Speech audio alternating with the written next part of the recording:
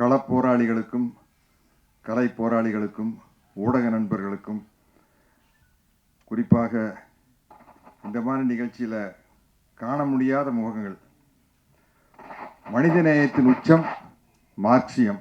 அந்த மார்க்சியத்தை மக்களிடம் கொண்டு சேர்ப்பதற்காக சளைக்காமல் போராடி கொண்டிருக்கும் இந்திய கம்யூனிஸ்ட் கட்சியின் தலைவர் தோழர் முத்தரசன் அவர்களே, புரட்சியாளர் அம்பேத்கரின் வழி நின்று கொள்கை முழக்கங்களை எழுப்பி வரும் எழுச்சி தமிழர் தொல் திருமாவளவன் அவர்களே,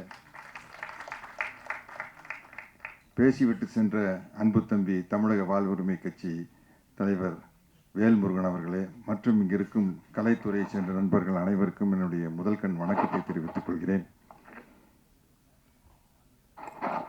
கூல் சுரேஷ், உங்க பேரை தூள் சுரேஷ்னு கூட வச்சிடலாம். கூலா இல்ல தூளா இருக்கீங்க. கூல் சுரேஷுக்கு பதிலாக தூள் சுரேஷ்னு கூட அவர் பேரை மாத்திக்கலாம். அந்த அளவுக்கு அருமையா இருந்தது. நான் இது வரைக்கும் ஒரு 250 படத்தில் நடிச்சிருக்கேன். எல்லா படத்திலும் நடிக்கிறது எனக்கு ரொம்ப மகிழ்ச்சியான விஷயம்தான். அந்த படம் வெற்றி அடைந்தாலும் தோல்வி அடைந்தாலும் அந்த நடிப்பு பணி என்பது எனக்கு ரொம்ப மகிழ்ச்சியான விஷயம். நான் ரொம்ப மகிழ்ச்சியாக தான் ஒரு படத்தில் போய் நடிப்பேன். அந்த படம் ஓடிச்சுன்னா இன்னும் கூடுதலாக மகிழ்ச்சி வரும், ஓடலன்னா வருத்தம் வரும். ஆனால் நடிப்பது என்பது ஒரு மகிழ்ச்சியான விஷயம். ஆனால் பெருமைக்குரிய படங்கள்ங்கிறது ரொம்ப சில படங்கள் தான். சில படங்கள் சொல்றதை விட பெருமைக்குரிய படம்னு சொல்றது தந்தை பெரியாரா நான் நடிச்சதுதான்.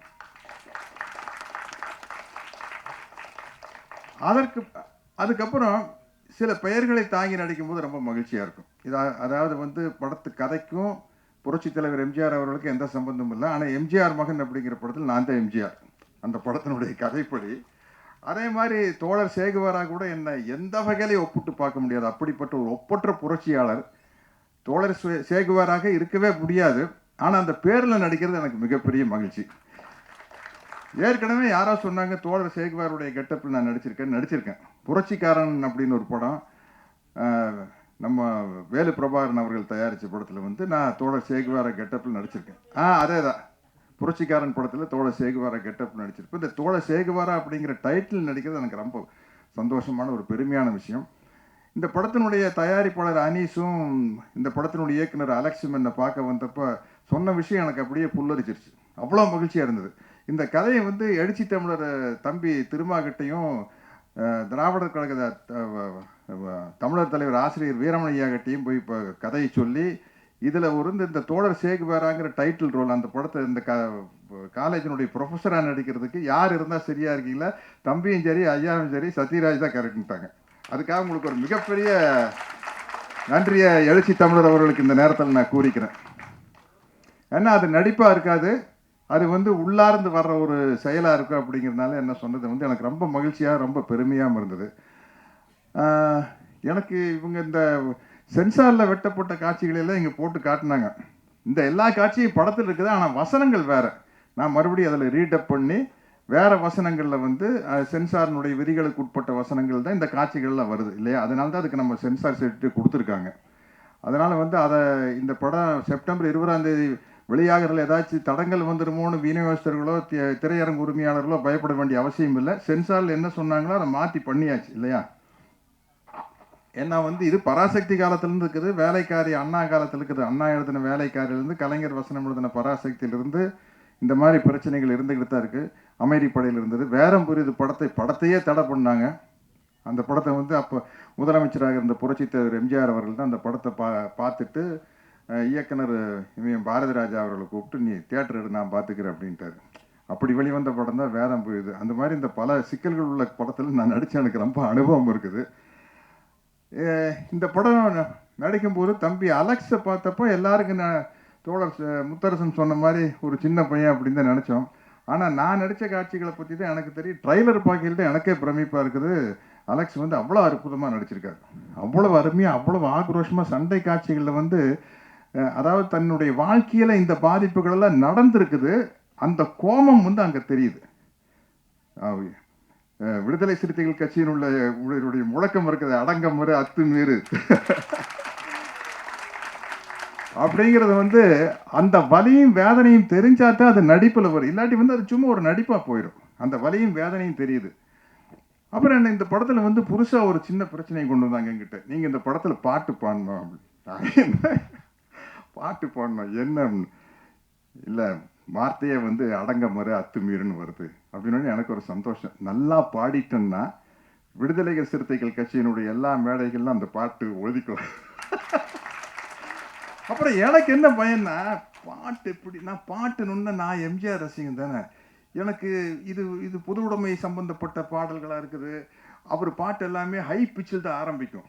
அச்சம் என்பது பாருங்க, எனக்கு பாடுறக்க அச்சம் என்பது மனமையடா அஞ்சாமை அப்படித்தான் பாட முடியாது. ஒரு டிஎம்எஸ் தான் வரணும். இல்லாட்டி ரொம்ப அழகா தனி உடைமை கொடுமைகள் தீர தொண்டு செய்யடா தானா எல்லாம் மாறும் என்பது பழைய பொய்யடா. சரியா பாட முடியல பாருங்க. இப்படி ஒரு சுதி சுத்தத்தோட தான் வரும்.